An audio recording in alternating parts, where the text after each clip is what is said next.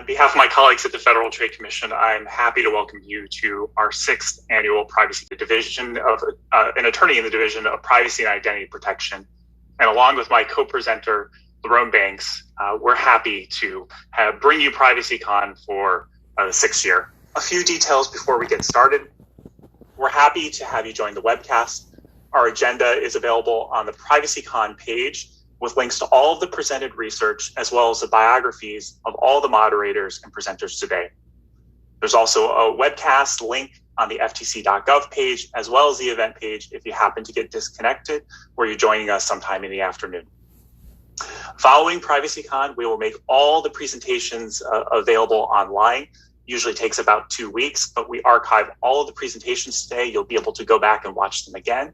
We'll also provide a transcript that you'll be able to read along and see all of the great presentations again today.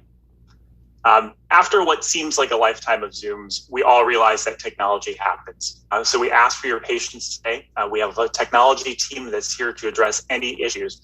But if you have specific problems, feel free to email us at privacycon@ftc.gov, and we'll try and help you out as quickly as possible. We welcome questions for our audience. Privacycon is a participatory event. And what that means is if you have any questions for any of our panelists today, send them to privacycon@ftc.gov. We'll have somebody watching that email address, and we'll send your questions to the moderators on the various panels. In addition, we'll be live tweeting today's event. So be sure to use hashtag FTC and hashtag PrivacyCon21. You can also ask questions through the live tweets, and we'll make sure that those also get passed on to our panelists.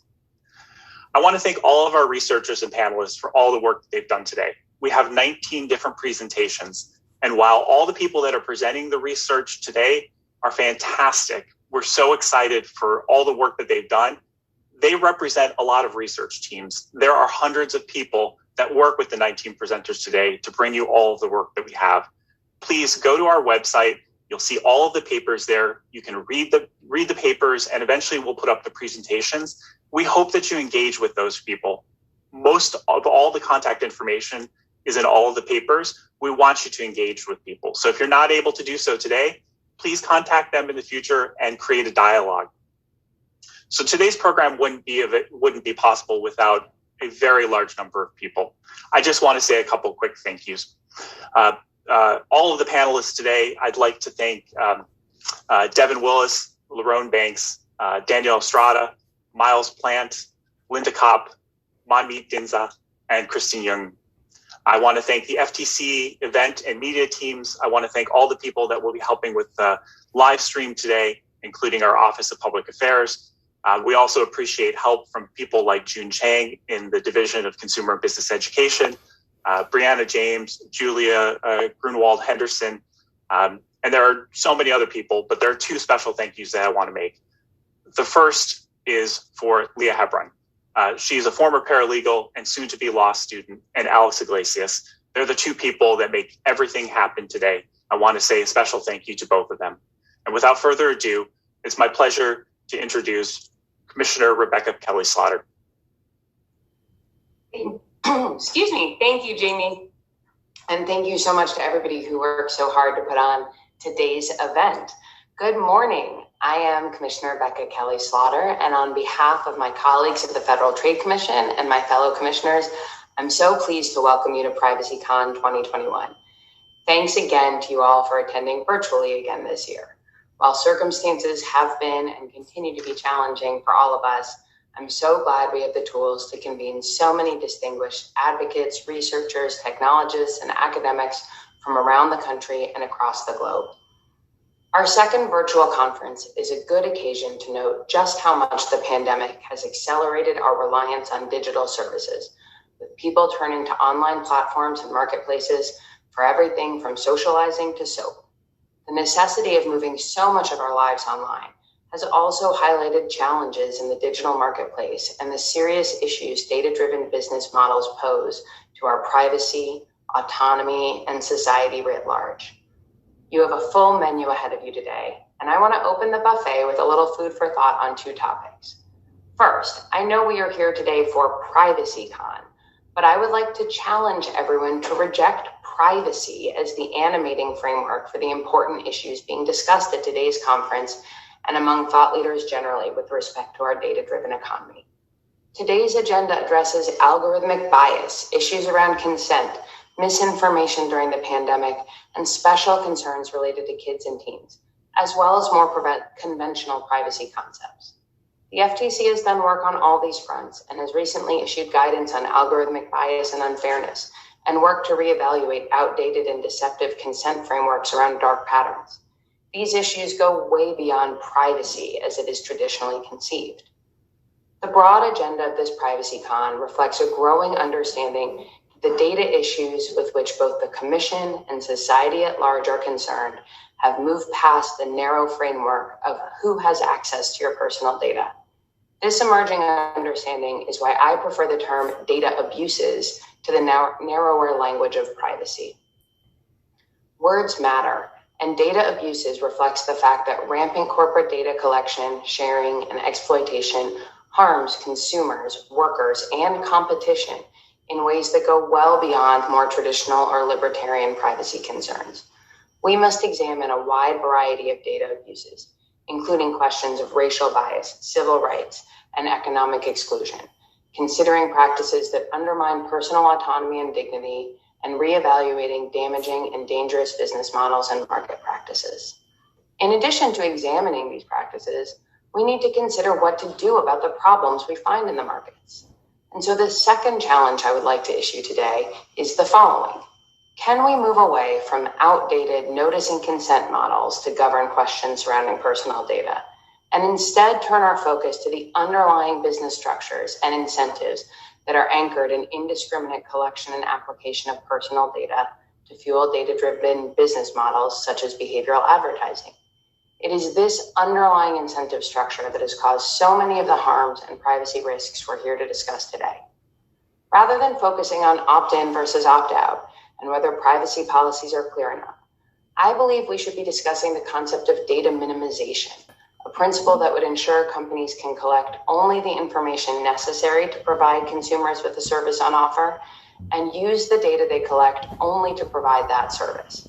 That minimization could be coupled with further use, purpose, sharing, and security requirements to ensure that the information companies can permissibly collect isn't then used to build tools or services that imperil people's civil rights, economic opportunities, or personal autonomy. Corporate self-dealing is also a serious problem in the data ecosystem. And as long as key digital markets are controlled by just a few large data-hungry online platforms, both consumers and prospective entrants are at their mercy. The Commission has a shared concern about many of these practices, and I've heard the call from members of the public at our 2 open meetings for us to take decisive action against these abuses.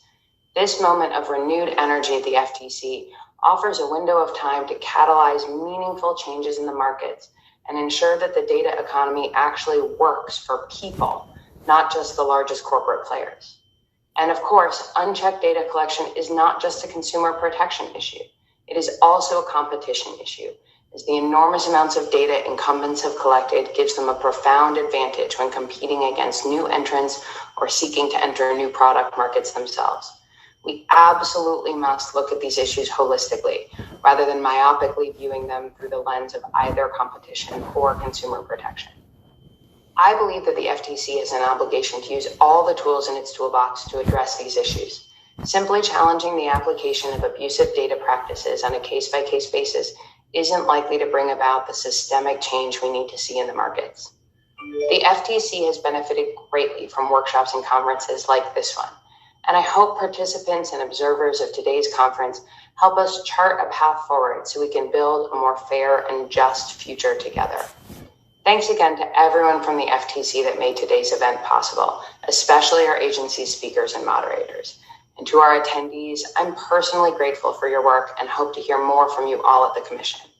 And it is now my honor and pleasure to introduce Erie Meyer, the FTC's Chief Technologist, for additional opening remarks.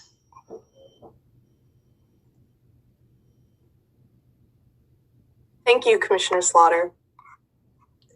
And to everyone who put on today's event, especially Jamie Hine and Lerone Banks, and to our wonderful presenters, thank you for today, but all the work that led to today. My name is Erie Meyer, and I'm the Federal Trade Commission's Chief Technologist and an advisor to FTC Chair Lena Khan, and I'm so glad to be here. I was living in Central Ohio during the height of the financial crisis. I watched families I'd known my whole life lose their homes because of the government's failure to rein in devastating industry abuses. And it kind of broke my brain. I'd seen myself as just a tech person before, but now I just didn't want to design multivariate tests to improve ad conversion rates. I wanted to make sure that even the big guys had to follow the law and to ensure my neighbors were treated like human beings. Before we kick off today's event, I want to share a few places where the market should expect some changes and how the FTC will approach its work when it comes to protecting the public from the misuse and abuse of data. The Khan Commission approach to data is not through a narrow lens of consumer protection. Data abuses do not happen in a vacuum. They're fed by incentives, among them beating out competitors. So with that broader view, you can expect key changes in our work. We're going to make sure that data abusers face consequences for their wrongdoing and provide real help for affected individuals. When a firm breaks the law, or worse, breaks the law over and over and over, regulators like the Federal Trade Commission need to design and impose remedies that actually fix things. And fixing things doesn't mean simply making a disclosure longer or a one-time fine bigger. It means making sure the firm cannot and will not benefit from ill-gotten data, including against their competitors. It means making sure that the rest of the industry is deterred from engaging in similar wrongdoing. It might mean that we need to look at restructuring business incentives or even corporate structure. And it means making sure that the people who were targeted or hurt are able to understand what happened to them and to get help, actual help. And what does this look like in practice? It looks like companies who break the law having to not just disgorge data and money, but algorithms that were juiced by ill-gotten data. Companies that sacrifice security in service of speed being subject to bans, just like abusive debt collectors. People getting the dignity of specific and clear, but most importantly, usable information about what happened to them and where they can connect with straight answers about what's next. It turns out that paperwork and a fine, no matter how large, does not seem to fix the fundamental problem. Data abuse is not just an issue of privacy. It's a matter of civil rights and national security. People from communities whose rights and safety are constantly threatened can tell you this isn't just about someone knowing what you've looked up online. The U.S. Department of Housing and Urban Development recently charged Facebook with violating the Fair Housing Act. The Department of Justice charged a Zoom executive, alleging that his actions led to people being able to use Zoom's data to track down and intimidate family members of people who used the platform to discuss the Tiananmen Square massacre.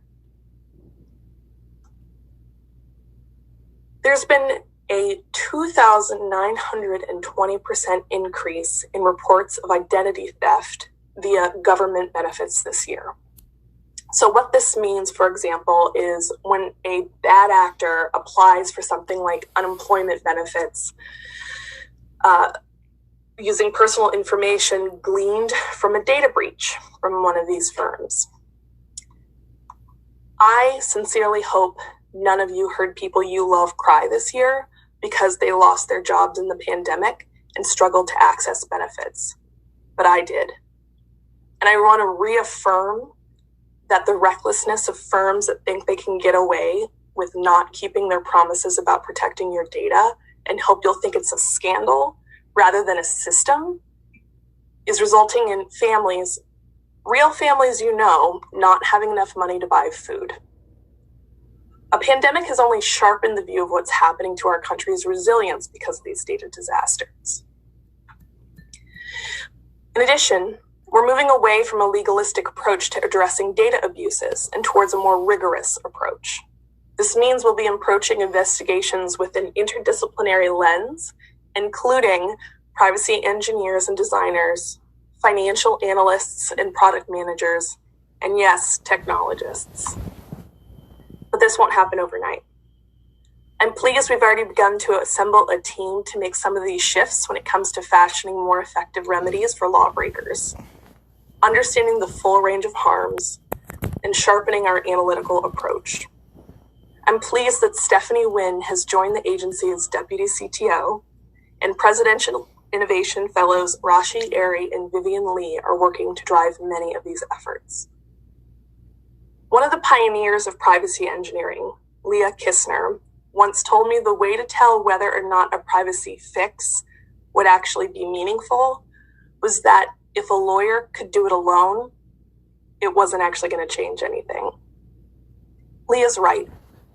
If a company can come into compliance by papering over questionable conduct, it's not actually changing the facts on the ground. So to all the other people who might be tired of working on designing multivariate tests to improve ad conversion rates, come help us change the facts on the ground. We're hiring. In closing, I want to join my colleagues in thanking the incredible team that put on this event and to welcome you all here today to our discussion as the FTC charts a new approach to policing data abuses in our economy. And now to panel one.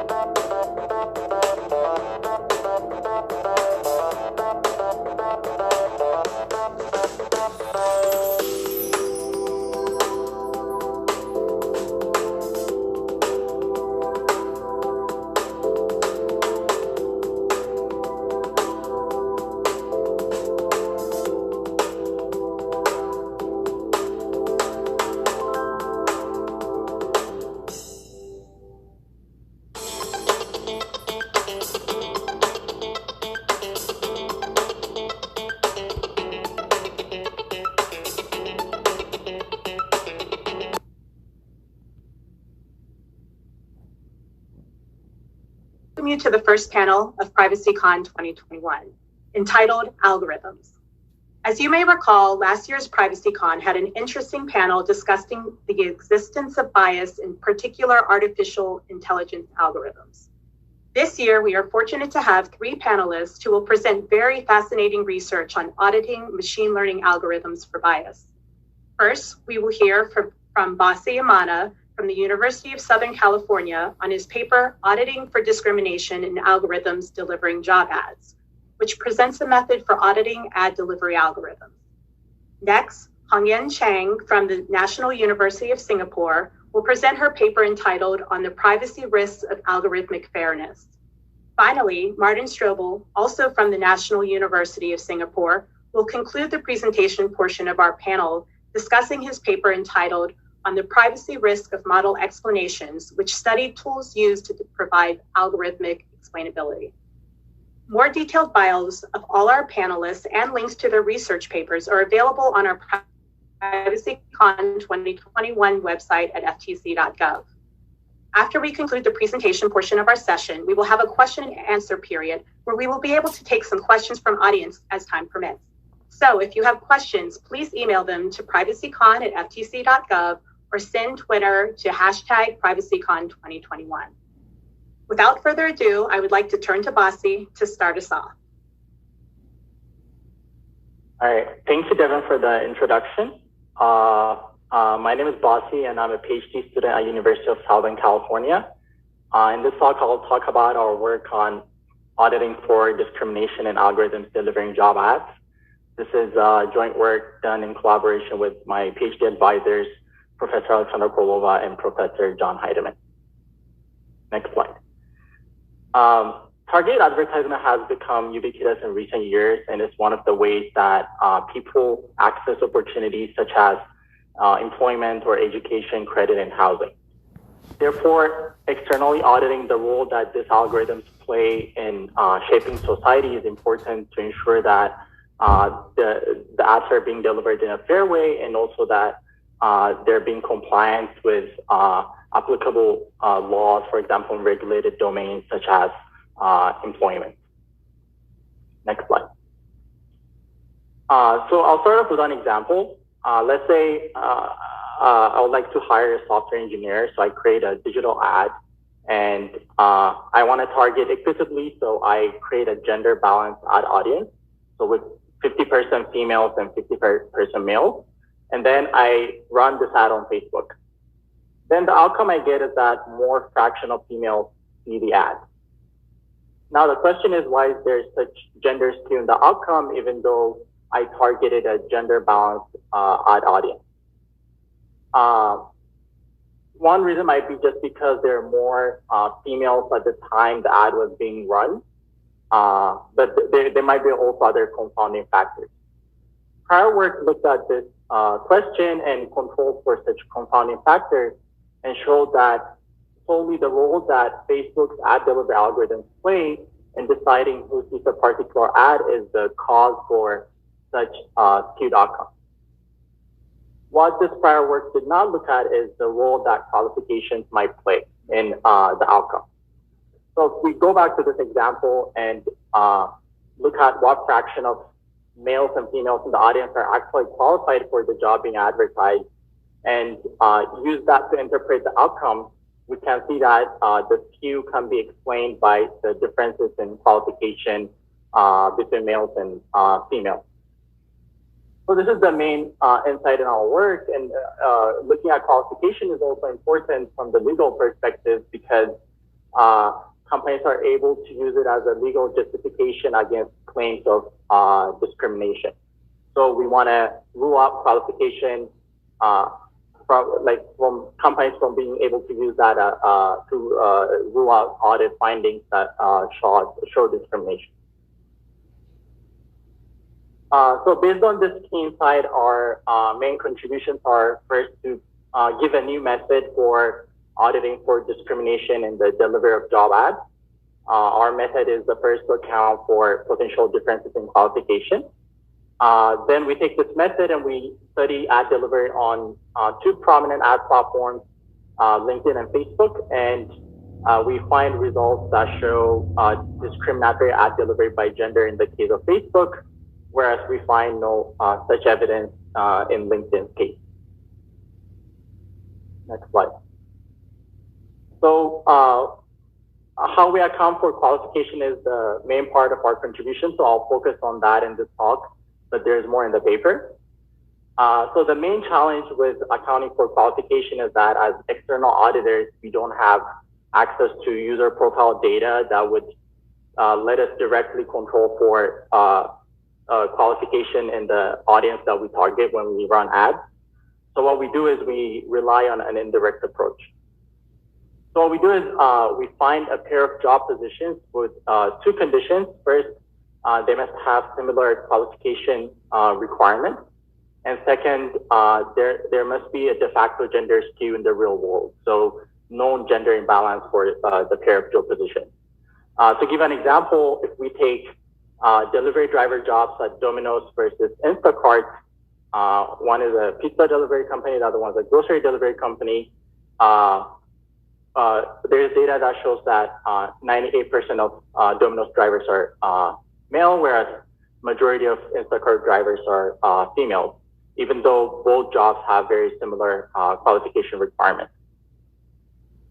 So what we do is we take such pair of jobs and we run ads for them at the same time, and we look at the outcome. So we look at whether there is a relative difference in how this pair of ads are delivered by gender.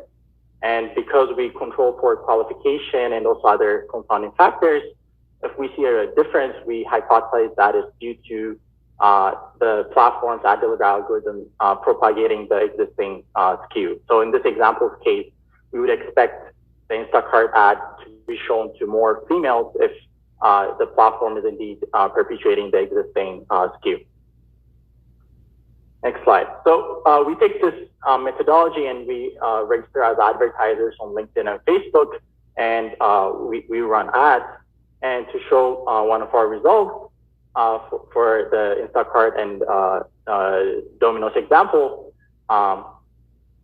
if you look at the graph on the slide, the x-axis on the plot is the fraction of females the given ad was shown to. And the y-axis is the two platforms that we study, Facebook and LinkedIn. And for each platform, we have a pair of ads, one for Instacart and Domino's. And on the right-hand side, we have the result of the statistical test that we applied to test whether the skew is indeed significant. So if you look at the top row, you can see that the Instacart ad is shown to a higher fraction of females, which is consistent with the direction of the de facto skew. On the other hand, on the bottom row, we can see that there is no statistically significant difference between the Instacart and the Domino's ad. Overall, what this result shows is the skew on Facebook, because we control for qualification, is not just skew, but also discriminatory in the legal sense. And the role that Facebook's ad delivery algorithms are playing might be contributing to this discriminatory outcome. And this result is just one instance of our experiments. We repeat this on multiple audiences on different job categories, and we find similar results. Next slide. Next, we looked at whether the skew that we see on Facebook's case is merely due to Facebook optimizing for click-through rates or engagement, which is something an advertiser might actually be interested in. So what we do is we looked at the advertising objectives that advertisers can choose when creating an ad, and we compared two kinds of objectives. The first one is reach objective, whose aim is to show the ads to as many people as possible in the targeted audience. And the other objective is conversion, which shows the ad to people who are more likely to click and convert, for example, apply for the job being advertised. So what we were interested in is to run the ads with both objectives and compare and see whether an advertiser can reach a more wider audience by using a reach objective. If you look at the plot on this slide, it's a similar graph, but in this case, the y-axis shows the reach and conversion case. Both are run on the Facebook ad platform. And you can see that in both cases, the ad delivery is skewed, including the reach case, which shows that Facebook's algorithms skew ad delivery even if the advertiser uses the reach objective to try and reach a more wider audience. Again, for this experiment, we reproduced this result on more job categories and audiences. In light of this result, to discuss some policy implications of our work, what our technical evidence has shown is that the role that ad delivery algorithms play in ad delivery is important, and that regulation needs to take this into consideration. And the questions that we would like policymakers to engage with are: first, is this technical evidence sufficient to enact new policies that will mandate ad platforms to change how their ad delivery algorithms work? In the past, legal challenges and also civil rights audits have pushed ad platforms to change how their ad targeting works. And so we hope to see similar action in the context of ad delivery. And the other question is, are there other additional technical insights or audits that would be useful to help formulate future policies for governing ad platforms? In conclusion, in our work, we have shown that ad platforms should change how their delivery algorithms work for opportunity ads such as employment. And we hope that regulators can use both our methodology and findings to inform future policy. With that, I'll conclude my talk. Our paper and data set can be found at the link shown on the slide. Thank you. Thank you very much, Masi, for that very interesting presentation. Let's move next to Hong Yan. Hello. Okay, thanks, David, for our previous introduction. My name is Chang Hong Yan, and I'm a PhD student at National University of Singapore. I'm very happy to be here to give you an overview about our work titled "On the Privacy Risk of Algorithmic Fairness." This is a joint work with my supervisor, Dr. Shockley. Next slide, please. Algorithmic fairness and privacy are essential parts of trustworthy machine learning. Most of existing work focuses on solving one problem, such as designing privacy-preserving learning algorithms or fair machine learning algorithms. However, in real life, fairness and privacy do not exist in isolation. So a deeper understanding of the relationship between fairness and privacy is necessary. So in our paper, we try to find the cost of privacy when we achieve fairness. Next slide, please. One counterintuitive fact of machine learning is that machine learning models are not neutral. The most impressive example is the racial bias in the COMPASS algorithm. It is a popular commercial algorithm used by judges for scoring criminal defendants' likelihood of recommitting a crime.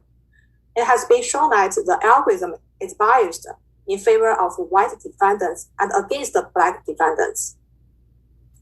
In the next slide, let's see why are machine learning models biased. Generally speaking, bias can be introduced via the training data of the machine learning algorithm. The training data is collected by humans who are often biased. This human bias is propagated to the dataset and then ultimately to the prediction of the model. The learning algorithm itself may also introduce bias. The model tends to fit the majority group better, as the primary concern of learning algorithm is to minimize the average loss, which itself favors the majority group. On the next slide, let me give you an overview about algorithmic fairness. To mitigate bias, multiple fairness definitions have been proposed to regulate the prediction behavior of the learned model. We focus on one error-based group fairness notion, equalized odds, which requires the model to have similar accuracy across protected groups that are identified based on a sensitive attribute, such as race, gender. More specifically, we say a model is fair when its true positive rate and true negative rate are similar across protected groups. Accordingly, for measuring the fairness of a model, we compute the gap in the true positive rate and the true negative rate between groups as fairness gap. From now on, let's focus on binary sensitive attributes. In other words, we only focus on the performance differences across two protected groups. Based on this definition, most of existing fair learning algorithms try to find a model that minimizes the average loss while satisfying equalized odds on the training data. Let me give you an example to show how they work. Suppose a university wants to build a linear model for their admission based on the SAT score and the GPA of applicants in high school. And there are two populations, blue population and yellow population. The university will train a model on the historical data, which has 80% blue people and 20% yellow people, as shown in the figure here. Positive and negative mean admission and no admission, respectively. Next, let's look at the standard model we can learn on this data set. In this setting, the university will have a model represented by this red line here. The model performs better on the blue people as a result of minimizing the average loss. In this case, the yellow group is the underprivileged group. Next, to achieve fairness, we may want to use the model represented by this green line. However, using this green line can cause privacy issue. Let me explain why. So implicitly, to achieve fairness, a fair algorithm places this green line right under some yellow points with positive labels. In other words, it increases the influence of the training data from the underprivileged group. Originally, for the standard model, the red line hides in the blue population, so the red line reveals little information about a yellow applicant. Now that the green line is right under some yellow points, so intuitively, one can infer more information about yellow points in the training dataset from the model itself.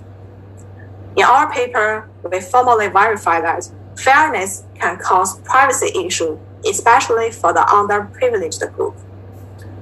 On the next slides, let me clarify what do I mean by privacy. We use the widely accepted privacy definition, differential privacy. Roughly speaking, we say a learning algorithm is privacy preserving if whether an individual's data was part of the training dataset or not has little influence on the learned model. So to quantify the privacy, we make use of the membership inference tag. The goal of the adversary is to infer whether a data point was part of the training dataset or not.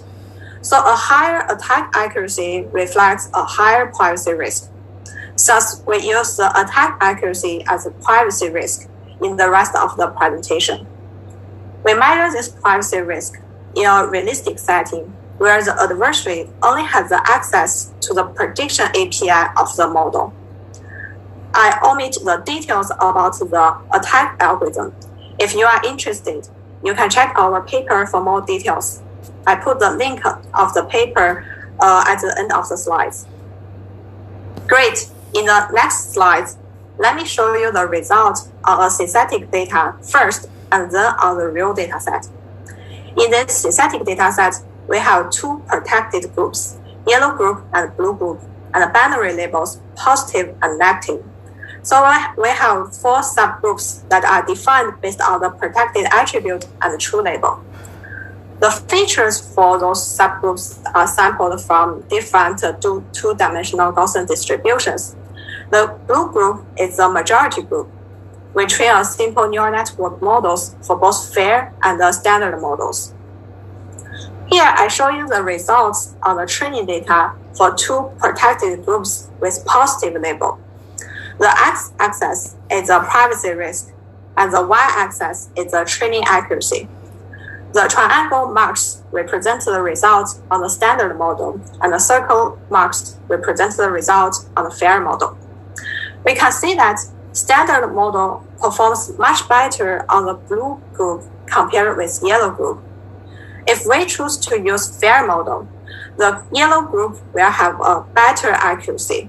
However, the privacy risk for the yellow group is also increased at the same time. It shows that fair model improves the accuracy, but leaks more information about this underrepresented group or unprivileged group. On the next slide, let's see the trade-off between fairness and privacy. We vary the distribution of the data. Each dot here shows the result for one setting. The x-axis shows the fairness gap of the standard model with respect to equalized odds, reflecting the unfairness of the model. The y-axis is the privacy cost for the underprivileged group. The privacy cost is measured as the differences in the privacy risk between standard model and fair models. We can see a clear trend that when there are more needs for fairness, privacy cost of achieving fairness is also higher. We also conduct experiments on multiple real-world data sets. On the next slide, I show you the results on the Compass dataset. Similarly, we have 4 subgroups identified by the race and the true label. We can see that the privacy risks are increased for all those subgroups when we achieve fairness, and the magnitude of the increase is different for subgroups. So let me conclude my talk in the next slides. The takeaways from our empirical result is that group fairness based on equalizing error comes at the cost of privacy, and this privacy cost is not distributed evenly across groups.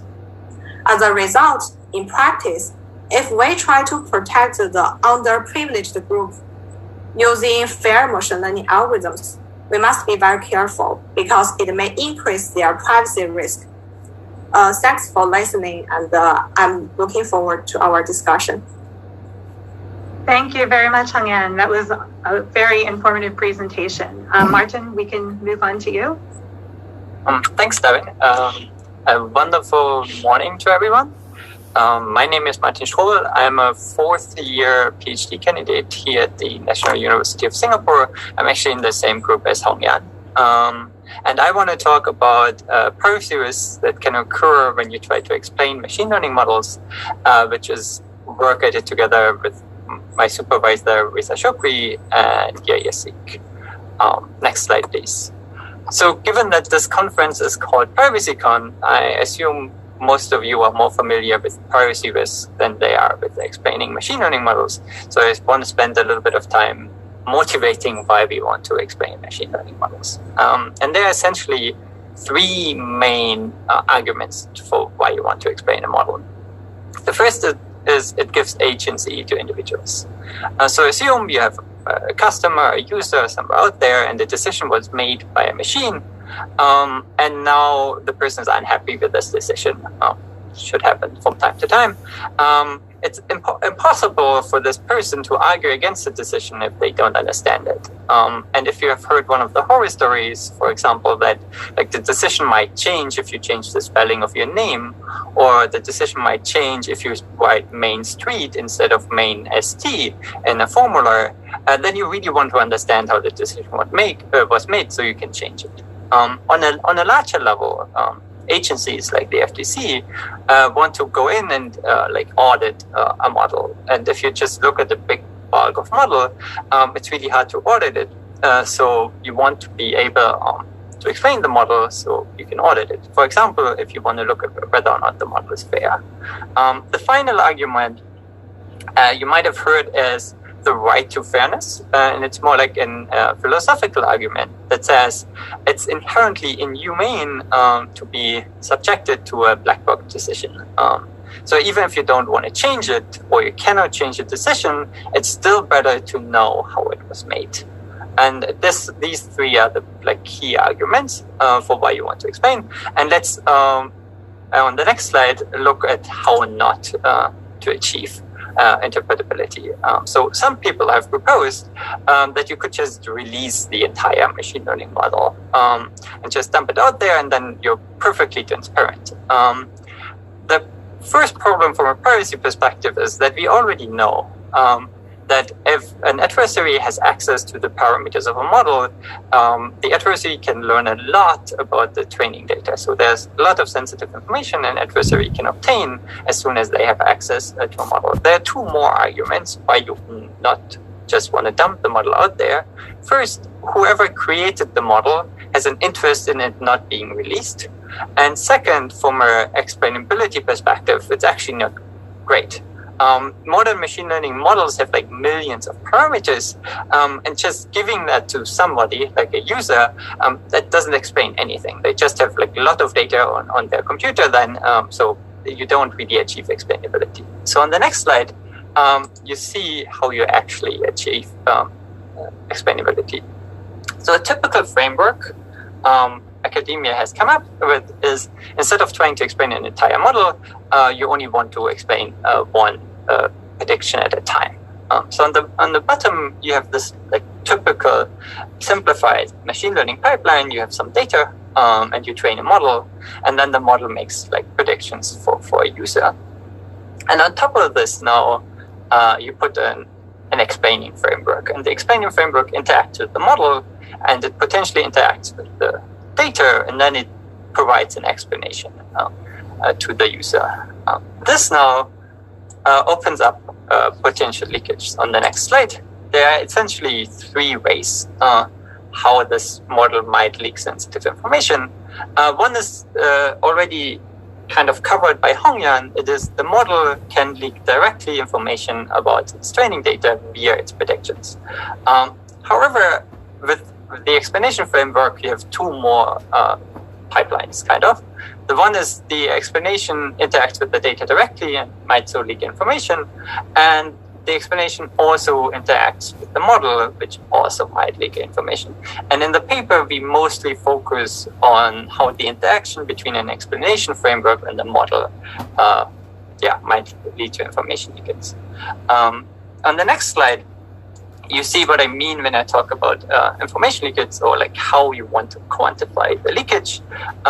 We use this very similar approach to Hongyan's work, where we focus on membership inference. So given an explanation, can an adversary tell whether a data point was in the training set or not?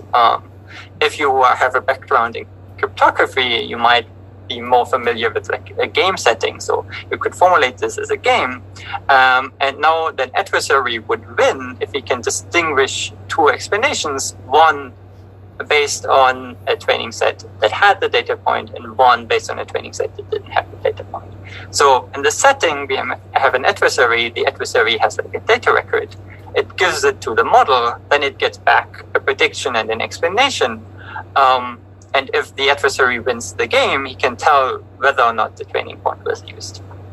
On the next slide, I want to spend a little time showing you how these explanations might look like.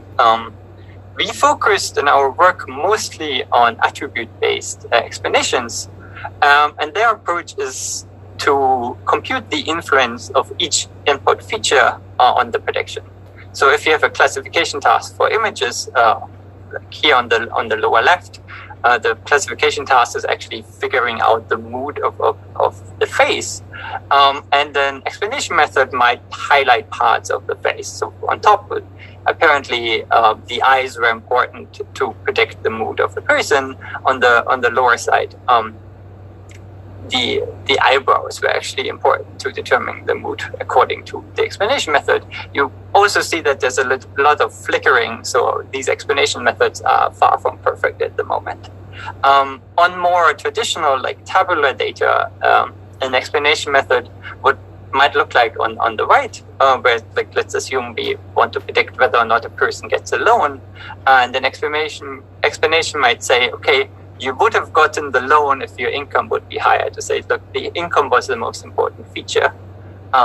If you want to like have a like theoretical explanations work, the gradient of the loss with respect to the input is like the canonical example. because the gradient tells you how the output changes when you change the input. So on the next slide, you see kind of the results from our attack. Similar to Hongyan, I'm not going into detail about how the attack works. If you're interested, you find it in the paper. But we definitely